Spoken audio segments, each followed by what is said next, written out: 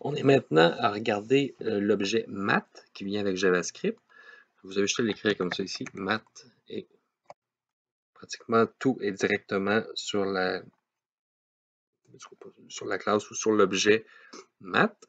Là, on a différents trucs ici. C'est des choses, ça, c'est des choses plus mathématiques. On n'aura pas besoin de fond dans le cours. Ce qu'on aura besoin ici, en fait, là, vous voyez cosinus, je ne sais pas si vous avez quelque chose du secondaire. Ce qui m'intéresse plus, c'est si je redescends ici, max. Je peux prendre certains éléments. J'ai 2, 5, 6, puis ça va donner le max. Là, vous allez avoir un tableau de consommation. Il n'y a rien qui m'empêche dans le fond, soit que vous le faites avec une boucle, puis vous bouclez pour trouver l'élément le plus haut, l'élément qui dépasse, dans le fond, qui dépasse le nombre de consommations recommandées par jour. Sinon, ce que vous pouvez utiliser, je vais juste me créer un tableau de consommation. Conso 2, 8. C'est d'utiliser une notation qui s'appelle, dans le fond, je pense que ça s'appelle spread en anglais. Je ne sais pas s'il y a un nom en français pour ça. 3 petits points. Votre variable. Puis automatiquement, les 3 petits points font en sorte que votre tableau va être éclaté comme étant des paramètres ici. Donc, le max, parce que si vous mettez votre tableau là-dedans, ça ne fonctionnera pas.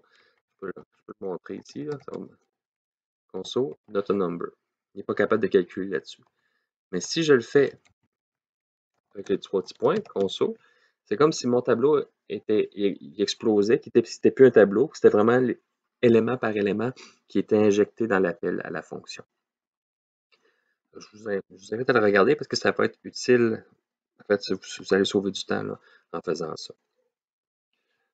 Ça, c'est une des façons de faire. Qu'est-ce que d'autre qui pourrait nous intéresser là-dedans ici? Mais il y a les pi, ainsi de suite, la valeur. Non, non. Les logs, ça ne nous intéresse pas. Je pense qu'on n'aura pas besoin de grand-chose d'autre ici, mais vous avez la valeur de pi si jamais vous avez des calculs à faire plus mathématiques, la valeur de epsilon, ainsi de suite. Je ne pense pas qu'on ait besoin dans le cadre du cours. Je vais aller voir ici math.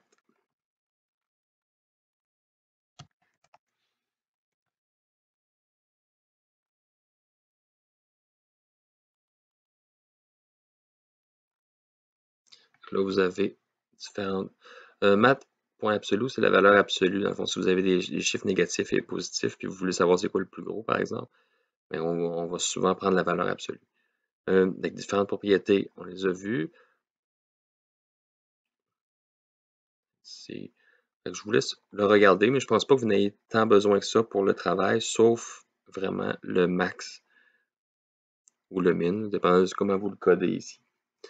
On pourrait utiliser random aussi dans mes exercices sur les dés, rouler des dés, mais j'ai utilisé random, si ça vous intéresse, vous pouvez l'utiliser.